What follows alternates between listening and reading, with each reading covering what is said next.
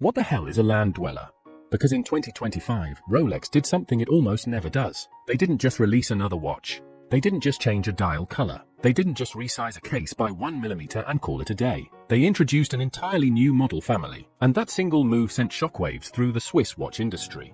This was the year the watch industry lost its mind. Now every year in watches starts the same way. January rolls around, and Rolex raises prices. About 1% on stainless steel models. Nothing crazy. Totally expected. But precious metals? That's where it hurt. 7, 10, sometimes up to 19% increases on solid gold pieces. And still, everyone shrugs and says, well, that's Rolex. Business as usual. But 2025 didn't feel usual. There was tension. There was noise. And there was this underlying sense that something big was coming. January and February were loud. Brands weren't just releasing watches. They were flexing. Omega drops a Speedmaster Moonphase meteorite, one of the most unapologetically moon watches ever made. Grand Seiko shows up and casually reminds everyone that mechanical accuracy still matters, releasing watches that look serene, but are quietly terrifying from a technical standpoint. And then there were brands like Oyster, small, weird, independent, brilliant, doing things that remind you why you fell in love with watches in the first place. By February, it was obvious something had changed. Cartier leans harder into jump hours and heritage design. Tudor experiments more aggressively with color and case proportions. Even brands that usually play it safe started taking risks. Mechanical watchmaking wasn't slowing down. It was accelerating. Then, the leak started. Patent diagrams that didn't quite line up with anything in the catalog. Rolex. New model family. Not a Datejust variant. Not a Day-Date refresh. Not another professional watch. Something else. Something positioned between the Datejust and the Day-Date. A watch inspired by the Oyster quartz, but absolutely not a reissue. And then the numbers came out. 32 patent applications. 18 of them exclusive to this movement.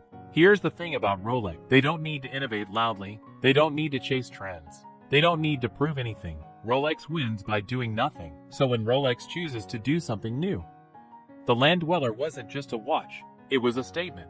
April arrives. Watches and wonders. Everything was supposed to be announced at 8 in the morning.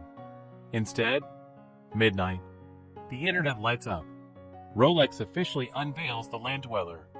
Honeycomb dial. Flat link bracelet. Entirely new movement architecture. This wasn't Rolex dipping a toe in the water. This was Rolex diving in headfirst. And suddenly, everyone else's releases felt smaller. Because when Rolex moves like that, it changes the conversation.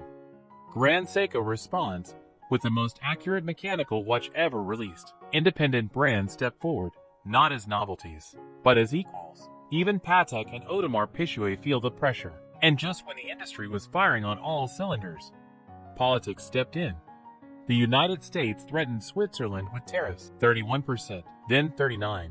Retailers scramble. Brands rush shipments. Imports balloon overnight. The industry didn't collapse. Independent brands adapted. And behind the scenes, negotiations continued. By November, the tariff rate was walked back to 15%.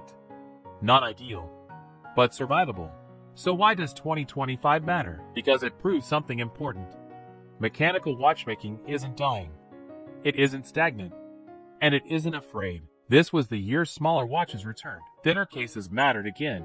And innovation stopped being optional. By December, the tone changed. The watch industry didn't just survive 2025, it evolved. So yeah, 2025 was the year the watch industry lost its mind. But maybe it needed to. Let me know. What was your watch of the year? Was it the Land-Dweller or something far quieter? Thanks for watching. Happy New Year.